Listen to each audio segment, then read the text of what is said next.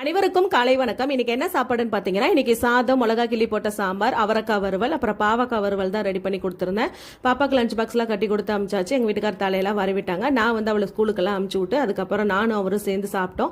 அதுக்கப்புறம் அவர் மாட்டு வேலையெல்லாம் பார்க்க ஆரம்பிச்சிட்டாரு. நான் வந்து சரி வெங்காயம் பூண்டு வாங்கினதெல்லாம் இருந்துச்சு, சரி அதெல்லாம் க்ளீன் பண்ணிடலாம் அப்படின்னு சொல்லிட்டு க்ளீன் பண்ணிட்டு வீட்டு வேலையெல்லாம் பார்க்க ஆரம்பிச்சிட்டேன். எங்களுக்குள்ளேயும் சின்ன சின்ன சண்டைகள் வரும். அந்த சண்டைகள் 10 நிமிஷத்துக்கு மேலே வந்து வளர விட மாட்டோம். ஏன்னா நம்ம 10 நிமிஷங்கிறது அரை மணி நேரம், அப்புறம் அரை மணி நேரங்கிறது 1 மணி நேரம் அப்படியே போயிட்டே இருந்துச்சுன்னா நம்மளுக்குள்ள இடைவெளிகள் அதிகமாக வந்துடும். அப்புறம் நீ பெருசு நான் பெருசு, நீ வந்து முதல்ல வந்து பேசு, அவ வந்து முதல்ல வந்து பேசட்டும் அப்படின்ற அந்த ஈகோ இருக்கக்கூடாது.